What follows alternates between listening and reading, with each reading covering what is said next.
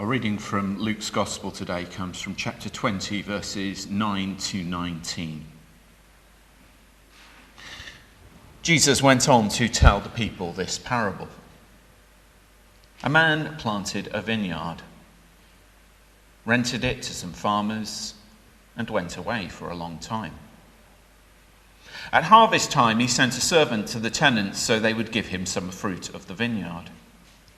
But the tenants beat him and sent him away empty-handed. He sent another servant, but that one also they beat and treated shamefully and sent away empty-handed. He sent still a third, and they wounded him and threw him out. Then the owner of the vineyard said, "What shall I do? I will send my son, whom I love. Perhaps they will respect him." But when the tenants saw him, they talked the matter over. "This is the heir," they said. "Let's kill him, and the inheritance will be ours." So they threw him out of the vineyard and killed him. What then will the owner of the vineyard do to them? He will come and kill those tenants and give the vineyard to others. When the people heard this, they said, "God forbid." Jesus looked directly at them and said, "Then what is the meaning that which is written? The stone the builders rejected has become the cornerstone. Everyone who falls on that stone will be broken to pieces. Anyone whom it falls will be crushed." The teachers of the law and the chief priests looked for a way to arrest him immediately, because they knew he had spoken this parable against them. But they were afraid of the people.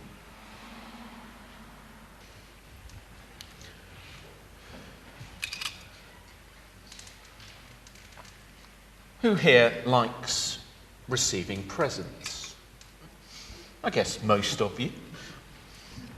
It's great when someone gives you a gift. Expected or unexpected, it shows that they love and care about you. But what about giving presents to others?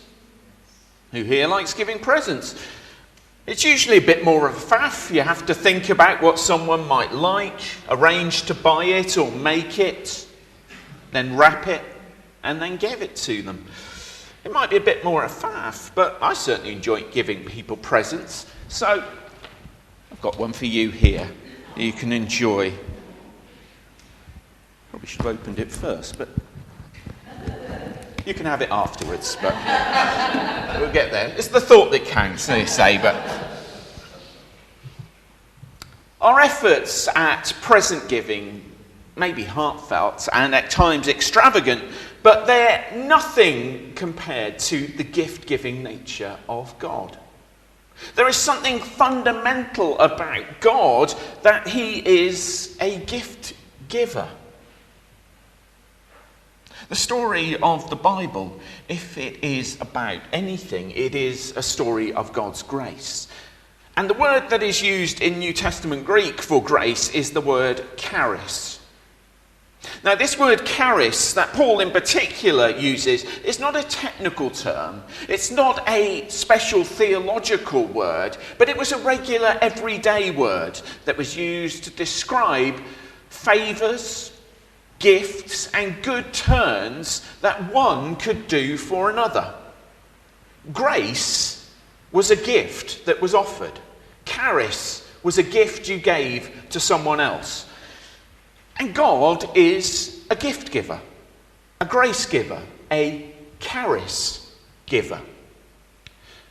And I don't think God's nature as a gift giver is only restricted to the gift of salvation he offers us in grace. I think everything we have is a gift of grace from God. The world that we live in is a gift of grace from God. A world created in love and full of beauty. We could live in a world that was black and white. It wouldn't make any difference to how the world operated, really. But that was not how the world created the universe. God created the universe to be. We were created as well with the ability to see. colour. Not all animals are created like that. We have a world bursting full of colour and vibrancy, and we can wander in that, and that can lead us into worship of the Creator. God also provides us with a world full of provision and abundance. And despite the inequality of distribution, we have a world that is able to support and provide habitation and resources for all of humanity. The world is an amazing self-sustaining biosphere, a gift from God that keeps on giving to us. Yet too rarely we acknowledge this and give thanks for this.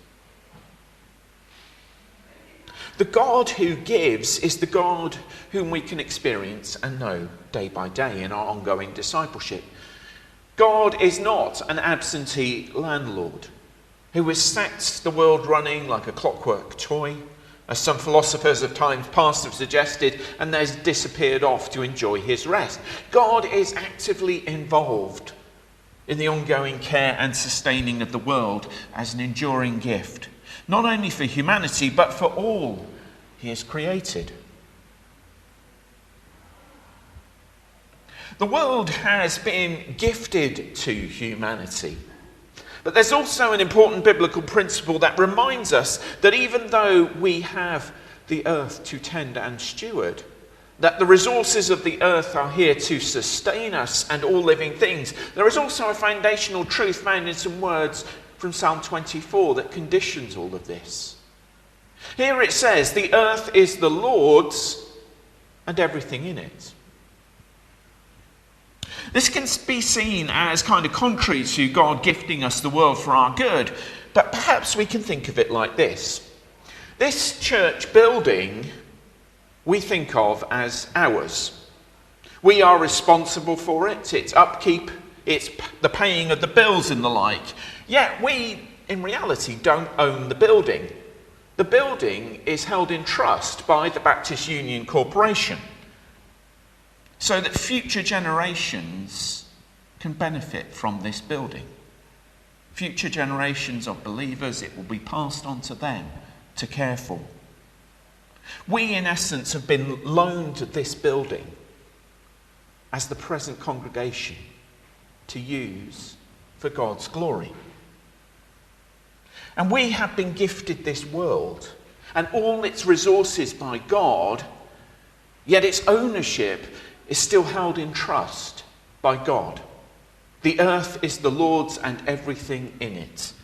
The world is still God's, yet God has given it to us to care for and steward as a long-term loan.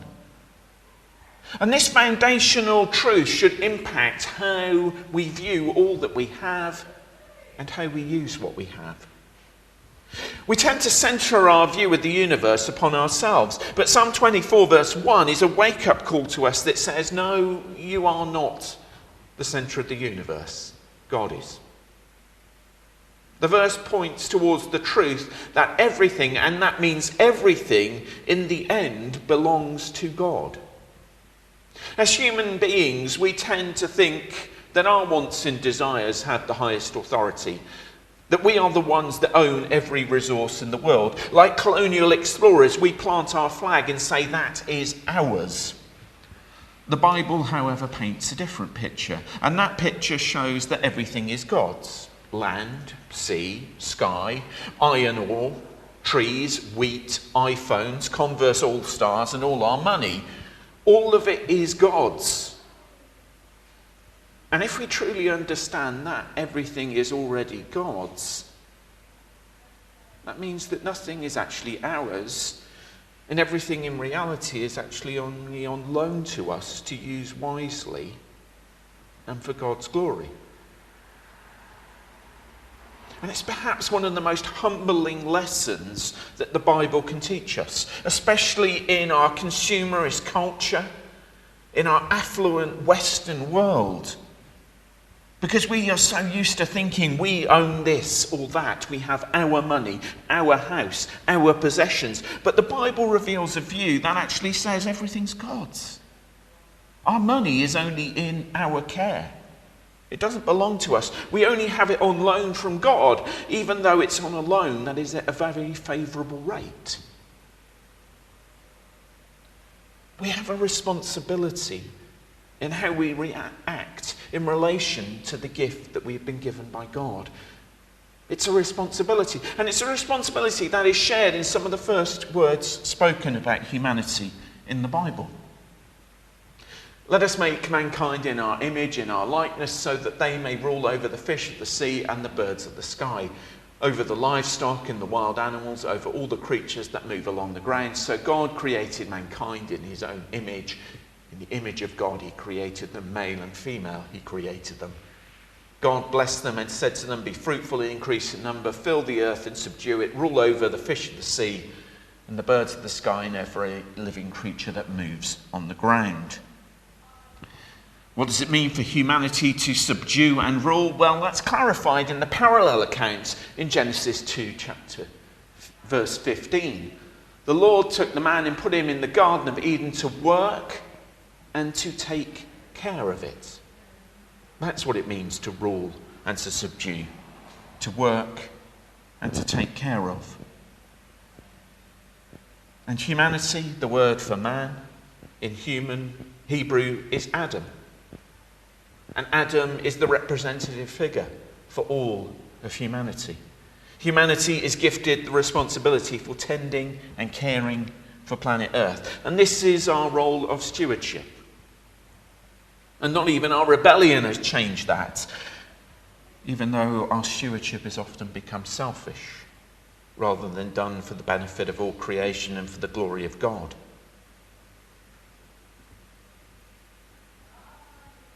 But we come back to the God who gives. Is God really the one who continues to give? Our reading from Luke's Gospel can seem a bit strange in terms of what we are thinking about. But the parable of the tenants reminds us of the persistent goodness and grace of God, even in the face of humanity's efforts to reject him. The vineyard in the parable is an image that represents Israel. And Jesus uses this image because of some words spoken in Isaiah. I will sing of the one I love, a song about his vineyard. My loved one had a vineyard on a fertile hillside. He dug it up and cleared it of stones and planted it with the choicest of vines. He built a watchtower in it and cut out a winepress as well. Then he looked for a crop of good grapes, but it yielded only bad fruit. Now you dwellers in Jerusalem and people of Judah, judge between me and my vineyard. What more could you have done for my vineyard than I have done for it? When I looked for good grapes, why did it yield only bad? Now I tell you what I'm going to do to my vineyard. I'll take away its hedge and it will be destroyed. I will break down its wall, it will be trampled. I will make it into a wasteland, neither pruned nor cultivated, and briars and thorns will grow there. I will command the clouds not to rain on it. The vineyard of the Lord Almighty is the nation of Israel, and the people of Judah are the vines he delighted in. And he looked for justice, but saw bloodshed, for righteousness, but he heard cries of distress. The vineyard in the parable is, as in Isaiah's prophecy, the land of Israel. The man who planted the vineyard in both the parable and the prophecy is God. The tenant farmers in the parable are God's people, Israel. And in the parable, servants are sent to these farmers to collect the harvest. And in the parable, they represent the prophets that God continually sent to Israel to give them warning after warning. And the servants were rejected, they were killed, they were abused, just as God's prophets were. But God kept acting in grace until one day, God, like the landowner in the parable, sent his son. Surely his son, the one who will one day inherit the vineyard, will be respected. But no, the tenants see the son and think, if they kill him, then the vineyard will be ours. So that's what they do. They kill the son and claim his inheritance. We can look at the parable and see all the negatives, see what those tenant farmers did, but turn it around and look and see what the owner did. He did what he probably shouldn't have done. From the time the first servant was rejected and killed, he could have sent in the troops and committed violence, but he doesn't. He tries again and again to do something good until he sends his son. And that's the way of God. He continues to pour out his grace, even when that grace is rejected, ignored, and misunderstood. And at the end of the parable, God doesn't tear down the vineyard in a fury. Now, his tenants are dispensed with, but new tenants are found. Grace is extended to others, from Jew to Gentile, from Israel to the whole world. It is in the very nature of God to give of himself and to keep on doing so.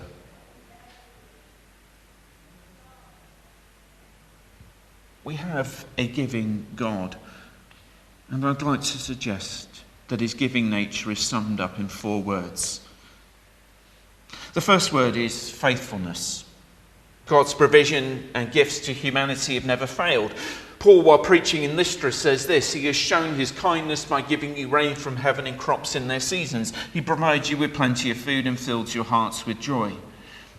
Year after year, the faithfulness of God is seen in the land yielding its harvest. The faithfulness of God is seen in his promises never failing. God has continued to provide for his people. The second and third words are abundance and generosity. I don't know what you ate for dinner yesterday, but it probably wasn't the same as you had the day before, or the day before that. There's a huge variety of food that can sustain us. God miraculously provided Israel in the desert with manna and quail for 40 years. I would have probably got fed up with that after the first week. But knowing there was nothing else, I would have probably kept on eating it anyway. We live in an affluent part of the world where we can experience the abundance of God's provision easily. But many in the world experience an unequal sharing of resources. Many in the world will survive on meagre or limited diets. And that's not what God desires. God's desire is perhaps better seen in the miracle of the feeding of the 5,000, where all eat their fill and there is an abundance of leftovers. God's desire is seen in the promise of the great feast to come at the end of history, where there is the best food and wine for everyone. God provides, but it's humanity that withholds. God gives generously and abundantly. And the fourth word is sacrifice. God gives sacrificially, because we always remember that supreme example of God's giving. And that is seen in the coming of Jesus, where God humbled himself in becoming human, sacrificing his divinity in order to take on human form, and lived as one of us to die for all of us. God knows the sacrifice of giving. Not in the sense that it costs him financially, but he knows what real sacrifice is about. He knows that sacrifice is about costing you what is most important to you. At the beginning, I spoke about the word charis, meaning the giving of a favour or a gift or a good turn. But it could also be used by people in the first century to describe their response to being given a gift. Charis could also mean thank you. Charis, grace, then ended up being a cycle of grace. You gave a gift, you said thank you, you responded. The gift-giving God gives, and he doesn't expect or demand a response on our part. But as we come to know and come into a relationship with the gift-giving God, we will in turn become people who ourselves become like the gift-giving God. in our nature. We will respond in giving thanks, in giving with grace of our time, our resources, our lives to others, back to God. And this is something we're going to further explore over the next few weeks. How we care for what we've been given, how we give back to God, and how we give thanks to a generous God. Let's pray. God of freely given grace, may we become a people who give of grace in all of our lives. Amen.